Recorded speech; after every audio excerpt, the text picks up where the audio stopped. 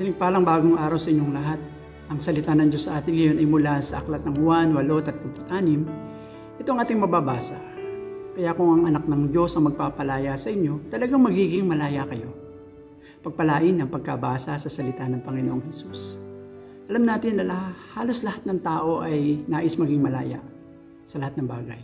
Ang maging malaya sa pagpapahayag or freedom of expression, freedom of religion, social freedom, or sexual freedom. Nais natin maging malaya na magawa ang ating gusto.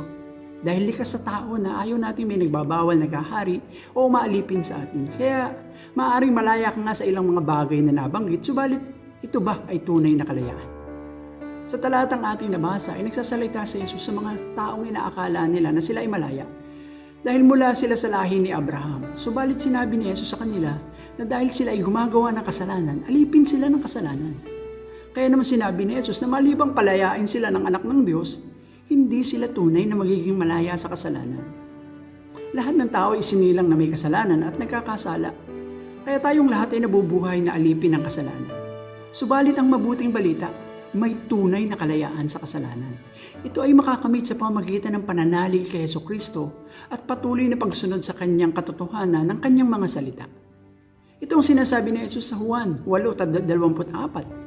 Sinabi ko sa inyong mamamatay kayo sa inyong mga kasalanan kung hindi kayo maniniwalang ako'y ako nga. Mamamatay kayo sa inyong mga kasalanan.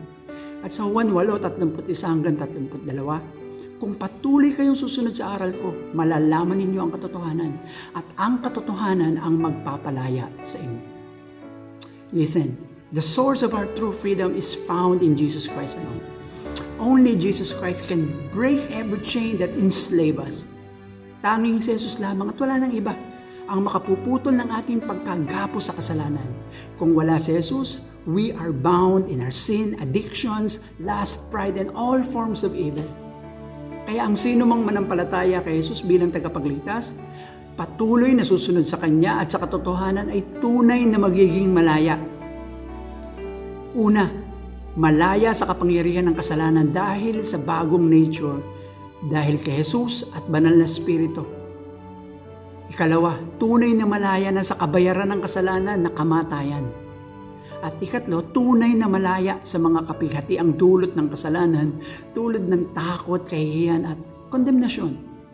Tandaan natin, ang kalayaan sa mga bagay na ito hindi upang gawin ang anumang ating nais, kundi para malayang makasunod, mamuhay at makapaglingkod kay Jesus bilang Panginoon. Hayaan niyo pong iwan ko ang mahalagang tanong na ito. Masasabi mo ba na tunay ka ng malaya sa pagkakasala? Malaya ka bang nakapamumuhay ng may pagsunod sa katotohanan? If yes, enjoy your freedom today and live the life Christ has freed you to live. If Jesus sets you free, you will be free indeed. God bless you.